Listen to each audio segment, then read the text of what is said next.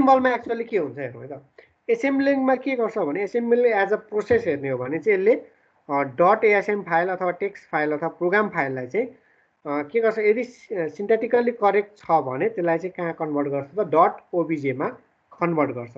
यदि सिन्ट्याक्सहरू मिस्टेक छ भने त्यहीँनिर हामीलाई थाहा हुन्छ, हामी करेक्सन गर्छौँ हैन।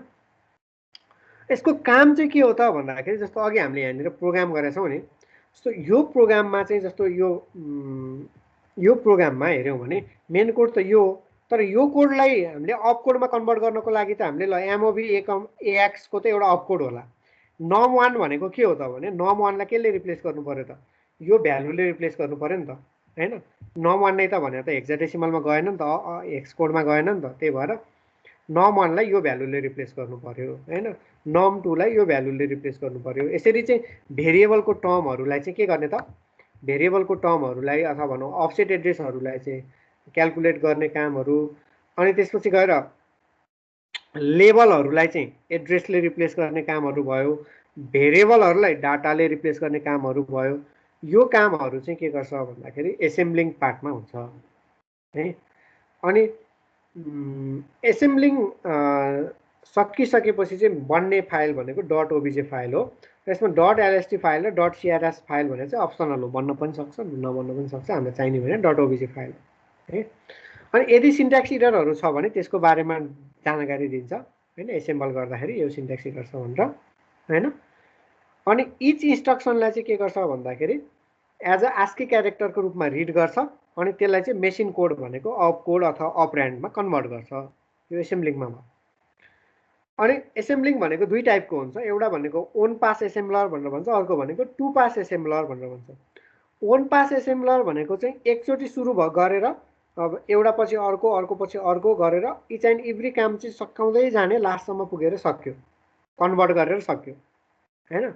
टु पास एसेम्बलर भने चाहिँ एकचोटि सर र ठुल्ठुलो काम गरेर जान्छ, अनि फेरि फर्केर आएर फेरि सेकेन्डरी छुटेको कामहरू गर्छ।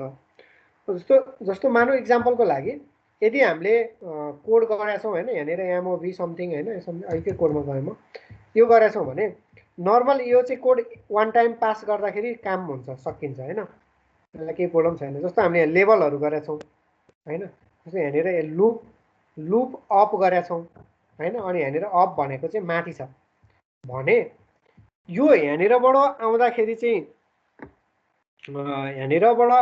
चाहिँ यहाँबाट लुप अप भयो, यो अपको एड्रेस भनेको त अगाडि छ हैन, त्यही भएर यो अपको एड्रेस भनेको पहिले नै डिफाइन गरिसकेका हुन्छ, थाहा हुन्छ, त्यही भएर केही प्रब्लम भएन।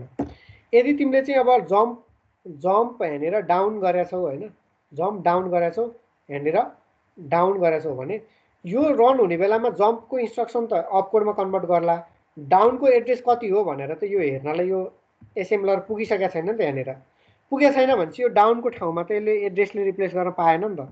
पाएन भने अब के गर्छ भने यहाँनिर आइपुगिसकेपछि त्यो डाउनको ठाउँमा एड्रेस आउँछ, फेरि एक सेकेन्डचोटिको पासमा चाहिँ के गर्छ भने त्यो डाउनको एड्रेस चाहिँ अघिल्लोचोटि घुम्दाखेरि भेटिसकेको छ भने अब त्यो डाउनको ठाउँमा चाहिँ अब डाउनको एड्रेसले रिप्लेस गरिदिन्छ। सो यसरी दुईचोटि पास हुन्छ है। सो त्यसलाई चाहिँ टु पास एसेम्बलर भनेर भनिन्छ। वान पास भनेको एकैचोटिमा एसेम्बली ल्याङ्ग्वेजलाई अब्जेक्ट कोडमा कन्भर्ट गर्ने, टु पास भनेको दुईचोटिमा कन्भर्ट गर्ने है।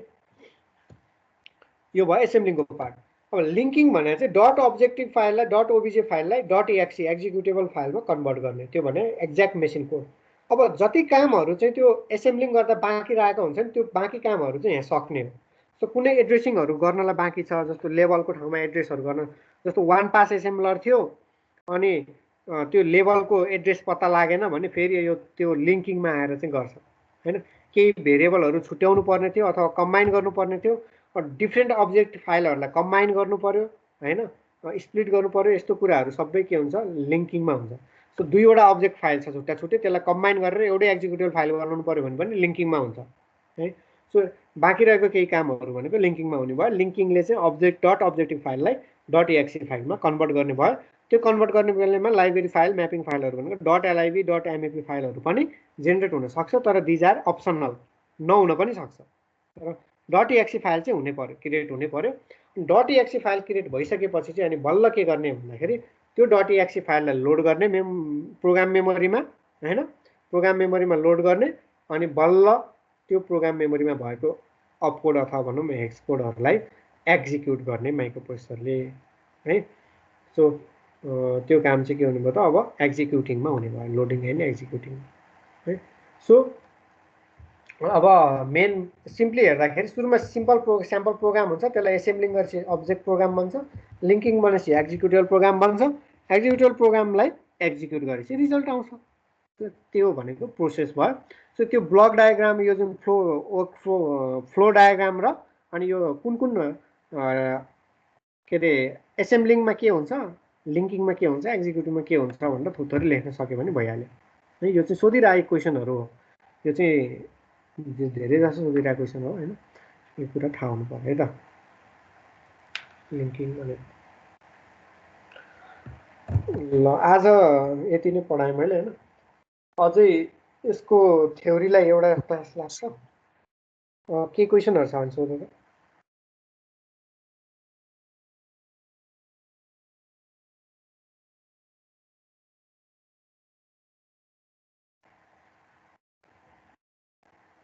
अब यसमा के थोरै त्यो डस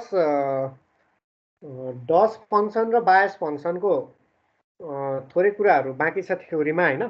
भनेको एउटा क्लास हामीलाई थ्योरीको लागि लाग्छ अब, अनि प्रोग्रामको लागि अब हामीले कति प्र्याक्टिस गर्ने त्यसमा डिपेन्ड गर्छ होइन। अब 2टा जति क्लास प्रोग्राम गर्न लाग्यो भने अब हामीलाई 3टा जति क्लास लाग्छ है। त्यो भनेको नेक्स्ट विकमा क्लास लिग्यो भने सकिहाल्यो।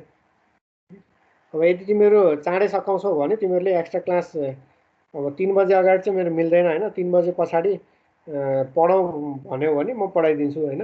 यही हप्तामै सक्ने हो अथवा चाँडै सक्न मन छ भने तिमीहरूले खबर गर है त।